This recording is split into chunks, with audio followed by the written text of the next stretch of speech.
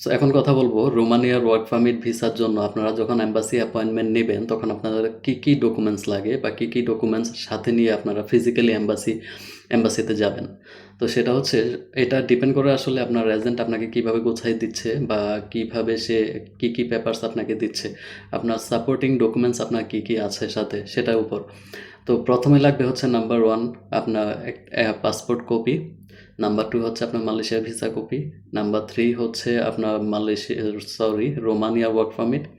Number 4 হচ্ছে আপনার accommodation letter, খুবই ইম্পর্টেন্ট। ওয়ার্ক পারমিট আর অ্যাকোমোডেশন লেটার, যে কোম্পানি আপনার কোথায় থাকার ব্যবস্থা করতেছে।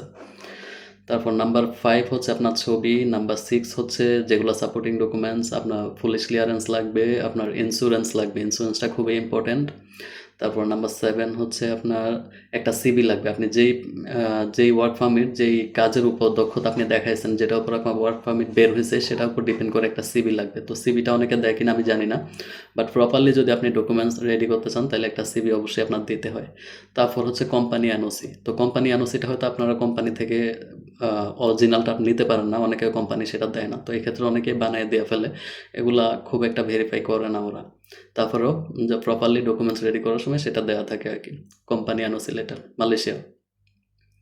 তারপরে হচ্ছে একটা আপনার কাভার লেটার যেটাকে বলে, অর্থাৎ আপনি রোমানিয়ার যে আপনার ওয়ার্ক পারমিটটা বের হয়েছে, আপনি যে 3 বছর থাকবেন ওখানে, 3 বছর পর আপনি কি করবেন সেটা একটা বিশদ বিবরণ নিয়ে টোটালি একটা কাভার লেটার তৈরি করা হয়। অর্থাৎ আপনার জবানবন্দি, আপনি ওখানে কি করবেন, কিভাবে কি করবেন, আপনি তারপরে কি করবেন, ওয়ার্ক পারমিট শেষ হওয়ার পর আপনি কই যাবেন, কি করবেন, টোটাল একটা বিবরণ দিয়ে একটা কাভার লেটার তৈরি করা লাগে।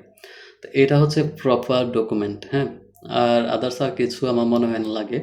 তো এগুলাই সুন্দর করে গোছায়া তারপরে আপনি এম্বাসি ফেস করান। তো এই ক্ষেত্রে এম্বাসিতে ওরা কি রাখে, এম্বাসিতে স্পেশালি ওরা দেখে যে আপনার ওয়ার্ক পারমিটটা ঠিক কিনা, আপনার কোম্পানি অ্যাকোমোডেশন লেটারটা ঠিক কিনা, আপনার ইন্স্যুরেন্সটা ঠিক কিনা, তারপর আপনার কাভার লেটারটা আপনি কি লিখছেন ওখানে, এগুলা ঠিকঠাক আছে কিনা।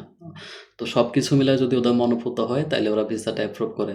আর আরেকটা জিনিস হচ্ছে ওরা রোমানিয়া আপনার যে কোম্পানি থেকে ওয়ার্ক পারমিটটা বের হয়েছে ওই কোম্পানিতে যোগাযোগ করে।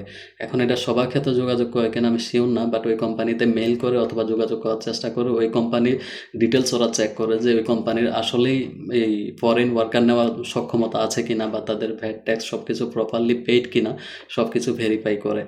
তো ওই সব কিছুর উপর ডিপেন্ড করেই আপনাদের ভিসাটা অ্যাপ্রুভ হয়। আর আরেকটা ব্যাপার হয়েছে যে রোমানিয়া ভিসা রেশিও এখন একটু কম। স্বাভাবিক, একটা দেশ সবসময় এরকম গণহারে ভিসা দিতে থাকবে না। 6 মাস আগেও আমরা দেখছি যে মালয়েশিয়া থেকে অসংখ্য ভিসা অ্যাপ্রুভ করছে রোমানিয়ান এম্বাসি, কিন্তু এখন ভিসা রেশিও একটু কম। আপনার থাইল্যান্ডের মতো, থাইল্যান্ড গণহারে ভিসা দিছে, এখন থাইল্যান্ডের ভিসা রেশিও একটু কমে গেছে। তো এটা তারা কেন কমাইছে বা কেন কি করছে জানি না, হয়তো বা এই জিনিসটা আবার ঠিক হবে। তবে তাদের একটা নির্দিষ্ট সংখ্যা বা নির্দিষ্ট একটা থাকে, কোটা থাকে, যে তারা এই বছর এতগুলা ফরেন ওয়ার্কার নেবে, এরকম একটা থাকে তাদের। তো আমার মনে হয় তাদের ওইটা কিছুটা ফিল আপ হয়ে গেছে, বা তারা একটু গ্যাপ দিবে, দিয়ে আবার ভিসা ইস্যু করা শুরু করবে। অথবা তারা মালয়েশিয়া থেকে দেখছে যে এখান থেকে অনেক বেশি লোক চলে গেছে, এখন অন্য দেশ থেকে অ্যাপ্রুভ করবে, যেমন সিঙ্গাপুর, ওমান, কুয়েত, যেমন সৌদি, দুবাই, এসব থেকে। তো সব কিছু একটা মানে ডিপেন্ড করে আসলে আর কি, কোন দেশ থেকে কখন ওরা কিভাবে অ্যাপ্রুভটা করে, এটা টোটালি ওদের উপর। বাদবাকি যদি আপনার পেপারস বা সব কিছু গোছানো, সব কিছু ঠিকঠাক থাকে, আপনি অবশ্যই আশা করা যায় যে ভিসা পাবেন। আর সবচেয়ে বড় যেটা, আপনার নসিব, আপনার ভাগ্যে যদি লেখা থাকে, মানে এটা কিভাবে উদাহরণ দেওয়া যায় আসলে। তো যাই হোক, আমি ওইদিকে গেলাম না। যদি আপনার ভাগ্যে লেখা থাকে, মানে পৃথিবী একদিকে আর আপনি আরেকদিকে, আপনি রোমানিয়া ভিসা পাবেনই পাবেন, যদি আপনার ভাগ্যে লেখা থাকে। এটাই সবচেয়ে বড় বিষয় আমার মনে হয়। ঠিক আছে, আপনার নসিবে লেখা থাকতে হবে, আপনার রিজিক রোমানিয়াতে থাকতে হবে। তো যাই হোক, এগুলা হচ্ছে রোমানিয়ার টোটাল ডকুমেন্টস প্রিপারেশন, বা যে প্রসেস বলেন বা যেই ডকুমেন্টসগুলো গোছানো বলেন, এগুলাই হচ্ছে ডকুমেন্টস। আপনারা দেখেন যারা দাঁড়াবেন আপনাদের এই ডকুমেন্টসগুলো ঠিকঠাক রেডি করা আছে কিনা। তো এটাই আর কি। ধন্যবাদ সবাইকে।